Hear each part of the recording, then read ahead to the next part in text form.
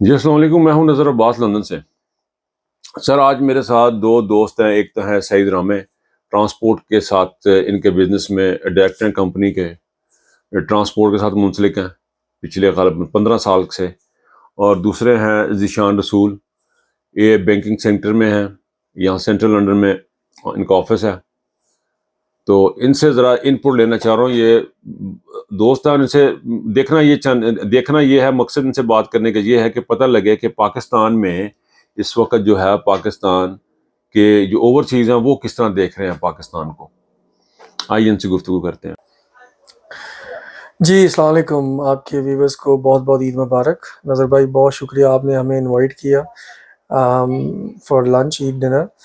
Basically to be honest with you, बड़ी disappointment situation है right now Pakistan. As a overseas Pakistani बड़ा अफ़सोस होता है इन सारे वाक़यात को देख के।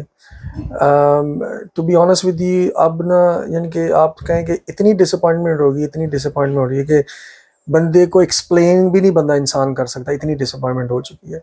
और ये चीज़ एक दिन की नहीं है, टू बी ऑनेस्ट। कुछ रियलिटीज़ हैं जिनको हम एक्सेप्ट नहीं करते, और ओवर द ईयर्स वो ग्रेजुअली वो एक बिग बम बन चुकी हैं। और इस वक्त जो पाकिस्तान के हालात पहुंच चुके हैं, जहाँ पे हर बंदा जो समझता है कि मैं इनके सुपर पावर हूँ पाकिस्तान में, जुडिशरी है, फ़ौज है, सियासतदान है, कोई भी बंदा जो है ना ऑनेस्ट नहीं है कंट्री के साथ। और मेन चीज़ है ये है कि अगर प्रॉब्लम का जो एक्चुअल प्रॉब्लम्स हैं उसको हम रियलाइज़ ही नहीं करेंगे तो उसका सोल्यूशन क्या हो सकता है। तो ये सारा जो है ना प्रॉब्लम क्रिएशन या इसका कोई हल उस वक्त तक नहीं निकल सकता जब तक आप उन चीज़ों को एक्सेप्ट नहीं करेंगे कि कहाँ प्रॉब्लम्स हैं। और जब हम एक्सेप्ट नहीं करेंगे तो फिर जो मर्जी करते रहें। और जो ये DGISPR की प्रेस कॉन्फ्रेंस है उसका लिंक बनाना रियलिटी से बड़ा मुश्किल है, ये समझ नहीं आती। यानी कि ये तो ऐसे ही है कि आप कोई स्क्रिप्टेड चीज़ पढ़ दें और लोगों को कहें इस पे बिलीव करो। जैसे आजकल हमारा मीडिया है कि कोई भी चैनल खोल लो वो ऐसे लग रहा है PTV चल रहा है, ठीक है ना। हर बंदे को जो बंदा खबर पढ़ रहा है उसको भी पता है मैं झूठ पढ़ रहा हूँ, ठीक है ना। उसको भी पता है मैं एक फैब्रिकेटेड न्यूज़ पढ़ रहा हूँ, ठीक है ना। मैं कल एक न्यूज़ देख रहा था कि एम्स्टरडेम में पाक फौज के हक में रैली हुई है। 4 गाड़ियाँ थी टोटल, ठीक है, 4 गाड़ियाँ, जिसपे एक बच्चा आगे, उसका बाप चला रहा होगा या कोई और होगा, पीछे 2-3 और गाड़ियाँ थी जिन्होंने पाकिस्तान, और वो मेन स्ट्रीम मीडिया दिखा रहा है। यानी कि एक चीज़ है, ठीक है, हम खुद पाकिस्तानी हैं और पाकिस्तान फ़ौज की और पाकिस्तान कंट्री हमारा कंट्री है, हम हर जगह जाके उसको रिप्रेजेंट करते हैं, जस्टिफाई करते हैं। लेकिन जो सिचुएशन अब आ चुकी है ना, to be honest with you, आपको आप जस्टिफाई ही नहीं कर पाते। अब मैं किसी अपने इंडियन कॉलीग से साथ जब डिस्कशन करता हूँ ना पाकिस्तान की, तो पहले हम उसको कहते थे नहीं यार हमारे कंट्री में ये पॉजिटिव है, ये पॉजिटिव है, ये पॉजिटिव है। अब to be honest with you, point of discussion ही कोई नहीं है, हमारे पास कोई जस्टिफिकेशन ही कोई नहीं है कि मैं जिसको एड्रेस कर सकूं, ठीक है ना। इस वजह से वो डिस्कशन पॉइंट ही शुरू नहीं होता, ठीक है ना, मैं उनको जस्टिफाई ही नहीं कर सकता। और हमारा अब मुकाबला टू बी ऑनेस्ट इंडिया के साथ, to be honest with you, हम बहुत दूर हैं। हम इस चीज़ को रियलिटी हम पाकिस्तान में बैठ के कहते हैं ओ जी हमारा कंट्री इसमें रिसोर्सेज हैं जी, उसमें ये है जी, फलां है ढमका। यहाँ पे आके आपको पता चलता है हम कितनी दूर हैं। यानी कि एजुकेशन से लेके, ठीक है ना, यानी कोई प्लानिंग नहीं है कंट्री की, कोई प्लानिंग नहीं है। मैं बहरहाल ये बड़ा एक आप इस पे हज़ार चीज़ें डिस्कस कर सकते, लेकिन बहरहाल टू बी ऑनेस्ट विद इस बहुत डिसअपॉइंटिंग सिचुएशन है। अच्छा, सही सही ये बताएं कि आप क्या समझते हैं, आप किस तरह देखते हैं ये सारी सिचुएशन जैसे पाकिस्तान में डेवलप हुई है, जो अनारकी फैली हुई है, गिरफ्तारियां लोगों की हो रही है, economically we are in a very bad situation. आप कैसे देखते हैं इसको? जी, अस्सलाम वालेकुम नज़र भाई, आपको और आपके व्यूअर्स को थैंक यू वेरी मच। तो रिसेंटली मुझे पाकिस्तान जाना हुआ, एक वीक में गया था, एक वीक पहले। तो मैं तो एक बड़ी हमारी मशहूर कहावत है कि हर शाख पे उल्लू बैठा है, अंजामे गुलिस्तान क्या होगा। तो मुझे तो यही लग रहा है कि जी कि लोग किसी को कुछ नहीं पता कि क्या हो रहा है, लोग अक़रीदम में बह रहे हैं, ठीक है। जो मुल्क के मसाइल हैं उसके ऊपर किसी की कोई तवज्जो है ही नहीं।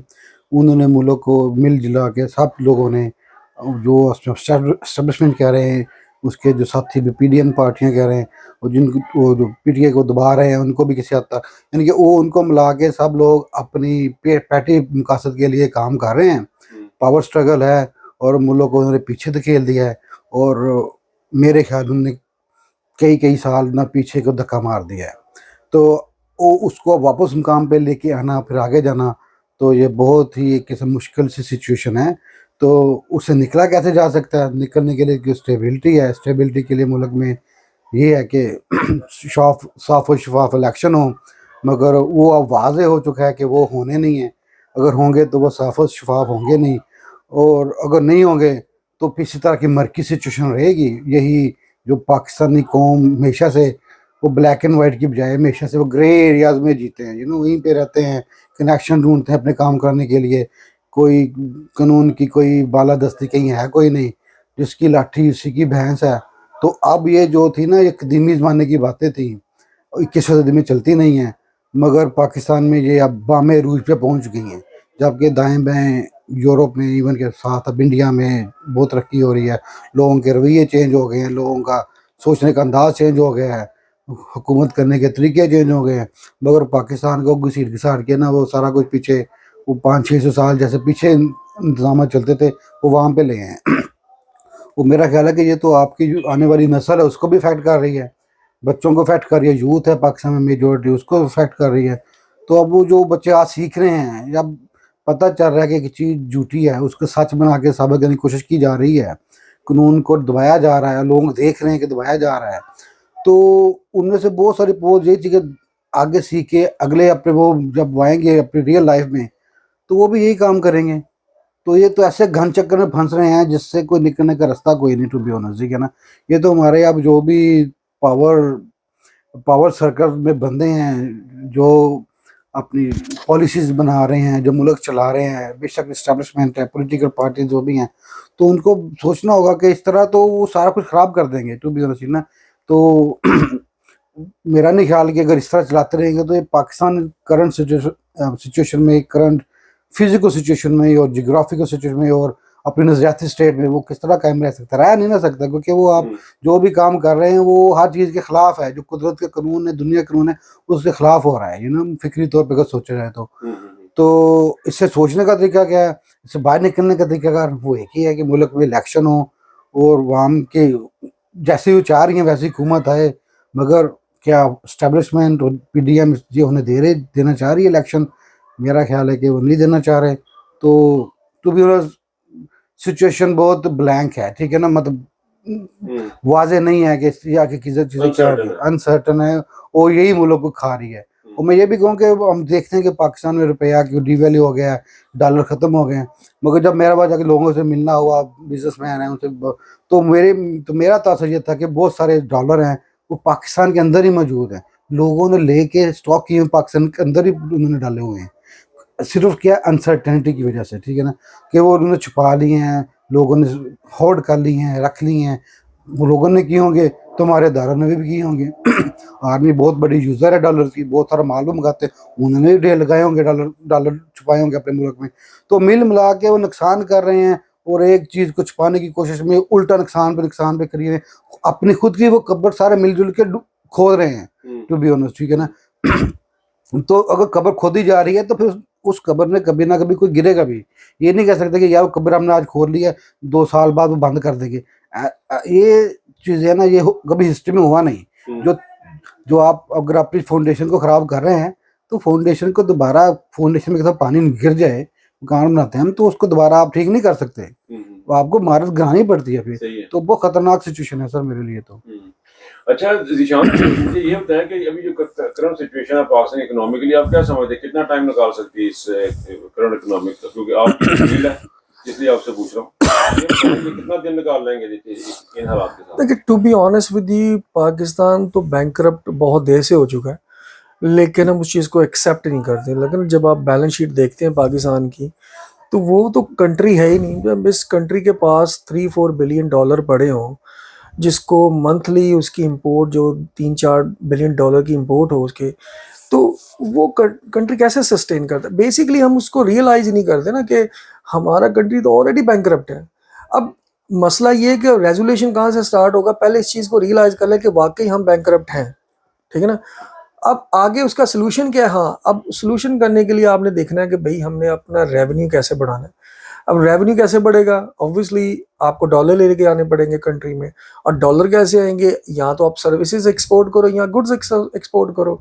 अब गुड्स साइड पे आप देखें ना, हमारा सबसे बड़ा टेक्सटाइल एक्सपोर्ट है, ठीक है, जो हमारा आई थिंक अराउंड 80-90% तो हमारी टेक्सटाइल ही एक्सपोर्ट टोटल नंबर है।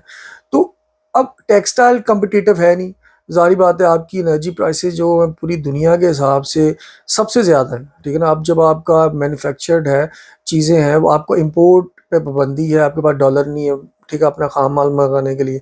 दूसरी बात है आपके एनर्जी बिल्स, जो एनर्जी कॉस्ट इतनी ज़्यादा, तो ज़ाहिर बात है जब आप कम्पिटिटिव प्राइसिंग नहीं कर सकेंगे तो आपको ऑर्डर नहीं मिलेंगे। फिर ये होता है कि जब इंडस्ट्री लग जाती है, 2-3 साल चलती है, दूसरी गवर्नमेंट आती है, उसके वो चीज़ें ख़त्म कर देती है। वो क्या, अब देखिए इंडस्ट्री लगने को टाइम मिलता है, फिर उसके बाद उसने रेवेन्यू जनरेट करना है, फिर पाउंड लेके आना है। मैं तो सबसे बड़ी चीज़ समझता हूँ जो पाकिस्तान कर सकता है ना, वो है सर्विसेज सेक्टर। उसमें आईटी, ज़ाहिर बात है आईटी बहुत ज़्यादा फ्लरिशिंग हुई है लास्ट फ्यू ईयर्स में, और इसमें बहुत ज़्यादा स्कोप है। लेकिन मसला ये है कि इस चीज़ को कोई प्लानिंग कमीशन, कोई प्रॉपर प्लानिंग नहीं है, ठीक है ना। आईटी जो सर्विसेज अभी चल रही हैं वो बस लोग खुद ही एफर्ट करके सर्विसेज को एक्सपोर्ट कर रहे हैं, लेकिन गवर्नमेंट लेवल के ऊपर कोई एक्चुअली सीरियस लेवल पे कोई ऐसी एक्स्ट्रा एफर्ट नहीं करते, ठीक है। सेकंड चीज़ है, जैसे मैं अपने बैंकिंग सेक्टर की बता रहा हूँ कि इन्वेस्टमेंट बैंकिंग में हमारे middle office, back office operations है ऑल ओवर द वर्ल्ड, ठीक है। जैसे इंडिया में, फिलीपींस में है, जैसे लैटिन मार्केट में हमारी, लाइक अर्जेंटीना में, मैक्सिको में, जहाँ पे कंपनीज अपने ऑफिसेज खोलती हैं, बहुत लाइक अच्छी कम्पिटिटिव सैलरीज देती हैं। पाकिस्तान में S&P ग्लोबल 500 आया था, उसने बहुत अच्छी क्रिएशन की थी जॉब्स की, 2-3 हज़ार जॉब उन्होंने इस्लामाबाद क्रिएशन थी। उनके पास प्लान था लाहौर सियालकोट साइड के पे खोलने का, लेकिन उन्होंने मेरा ख्याल डिच कर दिया वो प्लान। अब मेरा ये है ना, अगर किसी बंदे को ये समझ आती हो, वो जाके इन्वेस्टमेंट बैंकिंग जो बड़े बड़े बैंक्स उनके पास जाए, भाई आप अपने सर्विसेज सेंटर यहाँ पे खोलें पाकिस्तान में। हमारे इतने पढ़े लिखे नौजवान हैं वहाँ पे, अच्छी अच्छी यूनिवर्सिटीज़ हैं, टैलेंटेड हैं, लेकिन बेचारों को एक्सपोजर ही नहीं मिलता, वो कभी काम ही नहीं कर पाते इन टॉप कंपनीज़ के अंदर। अगर आप इन कंपनीज़ के पास जाएँ, उनको टैक्स रिलीफ दें, भाई आप, हम आपको टैक्स रिलीफ देंगे, प्रॉपर फैसिलिटेट करेंगे, ठीक है ना, वन विंडो ऑपरेशन करेंगे, और आप अपनी आके services, middle office, back office operation खोलें ऑनेस्टली, और वहाँ पे सैलरीज बहुत अच्छी हैं। फिर काम आपको एक्सपोजर वाइज आपको पूरी पूरी दुनिया का एक्सपोजर मिलता है टॉप कंपनीज में, वहाँ से लोग काम करके बाहर भी आ सकते हैं। तो तीसरी बात यह कि जब हम मैन पावर जो एक्सपोर्ट करते हैं उसमें प्रॉब्लम है। अब मैन पावर एक्सपोर्ट के हम क्या कर रहे हैं, मजदूर बेचारे, ठीक है ना। अगर आप उन्हीं मजदूरों को थोड़ा टेक्निकल काम सिखाएं, जो कार मैकेनिक्स बनाएं, ठीक है ना, उनको कोई टेक्निकलिटी स्किल्स सिखाएं, जैसे नर्सेज हैं, अब देखिए यूके में कितनी शॉर्टेज है वो नर्सेज ठीक है, ये तो हो गया लॉन्ग टर्म में। अभी फौरी तौर पे शॉर्ट टर्म में देखिए, शॉर्ट टर्म में तो इनके पास कोई सोल्यूशन नहीं है, to be honest with you. Short term में सोल्यूशन, जैसे सही साहब ने भी मेंशन किया, स्टेबिलिटी हमारे आ नहीं सकती। उसी वजह यह है कि एस्टेब्लिशमेंट नहीं चाहती कि कोई ऐसी स्ट्रॉन्ग गवर्नमेंट हो जो किसी को भी चैलेंज कर सके। तो वो उन्होंने ऐसी, जिसको कहते हैं ना, एक मिक्स अचार की किस्म की गवर्नमेंट लेके आनी है, जिनके पास कोई, जिनको कहते हैं ना, फैसला साजी का कोई इख्तियार होता ही नहीं है, ठीक है ना वो लॉन्ग टर्म प्लानिंग करते, क्योंकि उनके पास होता है कि आज गवर्नमेंट है कल है नहीं, तो वो शॉर्ट टर्म प्लानिंग करते, वो अपने पैसे पूरे करते हैं, और आज की रात गुजर गई तो नेक्स्ट कल देखेंगे, ठीक है ना, मैं नॉन सीरियस। और उसमें तीसरी बात ये है कि हमारी जो स्टैब्लिशमेंट है, उसमें जो हायरिंग है from last few years, like 20-25 years में, इतने इनकम्पिटेंट लोग हैं जिनको इंटरनेशनल लेवल पे जो वो एग्रीमेंट करने जाते हैं, उनको पता नहीं होता उन्होंने एग्रीमेंट क्या करना है, ठीक है ना। अब जाहिर बात है CPEC को हम समझते हैं जी, वो हो जी बड़ी बड़ी इन्वेस्टमेंट हो। भाई इन्वेस्टमेंट उस वक्त होती है जब उसको आपका रिटर्न मिले, जहाँ पे आपको खाम माल भी चाइना से आ रहा है, मैन पावर भी चाइना से आ रही है, हर चीज़ चाइना से आ रही है, ठीक है ना, वो उसका कोई रिटर्न आपको मिल नहीं रहा। फिर आपने कॉन्ट्रैक्ट ऐसे ऐसे साइन किए हुए हैं जो इतने डेंजरस हैं लॉन्ग टर्म, ठीक है ना, और ये आज रियलाइजेशन नहीं हो रही। और लेकिन लॉन्ग टर्म, अब देखें ना, अब आपका जो इंटरेस्ट पेमेंट्स हैं वो मोस्टली चाइनीज लोन पे जा रहे हैं, ठीक है ना। मेन मसला है, ठीक है, आप इन्वेस्टमेंट लेके आए, इसका मतलब है कि फिलहाल हमारे पास इकोनॉमिकली सर्वाइवल के इमीडिएटली कुछ भी सर नहीं जी, हमारे पास कोई रॉकेट साइंस नहीं इस वक्त। रॉकेट साइंस इसलिए नहीं है कि क्योंकि डिसीजन मेकिंग किसी के पास है नहीं कोई। मैं जैसे पहले भी आपको कहा कि जब तक आप अपनी इस रियलाइजेशन पे नहीं आएंगे ना कि क्या प्रॉब्लम है, फिर ही आप उसका सोल्यूशन करेंगे ना। अगर मैं आपको शॉर्ट टर्म सोल्यूशन करी जाऊं, यार आज का दिन गुजर गया कल देखेंगे, ठीक है ना, जब आप अपनी प्रॉब्लम को रियलाइज नहीं करेंगे फिर उसका सोल्यूशन कोई नहीं है, ठीक है ना। ऐसे तो आप, मसला आपने जाना है यहाँ से मैनचेस्टर, आप वेल्स की तरफ गाड़ी डाल लें तो जारी बात मैनचेस्टर तो नहीं पहुंचेंगे ना। तो यही प्रॉब्लम है कि पाकिस्तान में जब तक प्रॉब्लम रियलाइजेशन नहीं होगी तो आपको कोई इसका सोल्यूशन नहीं मिलना। Short term. अच्छा सही, तो मुझे ये बताया कि आपको क्यों, क्या लगता है कि क्या वजह है कि ये स्टेबिलिटी नहीं चाहते? कोई ऐसी चीज मुझे समझ में नहीं आती कि पाकिस्तान की अपनी फौज है, अपनी स्टेब्लिशमेंट है, अपना ही मुल्क है, इनके क्यों नहीं ये चाहते कि स्टेबिलिटी स्टेबिलिटी आए? क्यों नहीं ये चाहते कि साफ शफाफ इलेक्शन हो और जिसको अवाम चाहते हैं वो क्यों नहीं चाहते? क्या ख्याल है आपका? तो स्टेबिलिटी ये इसलिए नहीं चाहते कि एस्टेब्लिशमेंट ने मुल्क को कंट्रोल किया है यूब खान के ज़माने से लेके, ठीक है ना जी। तो उन्होंने हमेशा से कंट्रोल किया, तो वो उस अपने कंट्रोल को जाने नहीं देना चाह रहे, ठीक है। उसको काबू करने के लिए वो कोई भी मुल्क का मतलब नुकसान हो जाए लॉन्ग टर्म में, तो वो उसको डांपने की कोशिश करते हैं कि ये इसकी कोई बात भी ना करें, क्योंकि उसकी बात करेंगे उन्हें लगता है कि ये आप मुल्क के मफाद के खिलाफ बात कर रहे हैं, आप पैट्रियट नहीं हैं। तो यानी कि बेसिकली अपना कंट्रोल को ख़त्म करना नहीं चाह रहे। तो ऑब्वियसली जो कि ऑब्वियसली रॉन्ग बात है, ठीक है ना। तो दूसरी ये कि हम इसमें बेहतरी कैसे लेके आ सकती है, जैसे अभी आपने बात की थी ज़ीशान साहब। तो देखें सर, मैं कहता हूँ कि इमरान खान साहब भी कहते हैं कि आप हमारे जो इनिशियली स्टेबिलिटी बेहतरी आएगी इलेक्शन से, स्टेबिलिटी से। और जब स्टेबिलिटी आ जाएगी, अभी जो पैसा होल्ड हुआ है ना, जो डॉलर की कमी है, उस जो सोना की प्राइसेस पाकिस्तान बढ़ रही है, ठीक है ना, वो जितने पाकिस्तान में पैसे वाले लोग हैं उन्होंने सारा होल्ड किया हुआ है, ठीक है। वो पैसा मुल्क के अंदर ही है।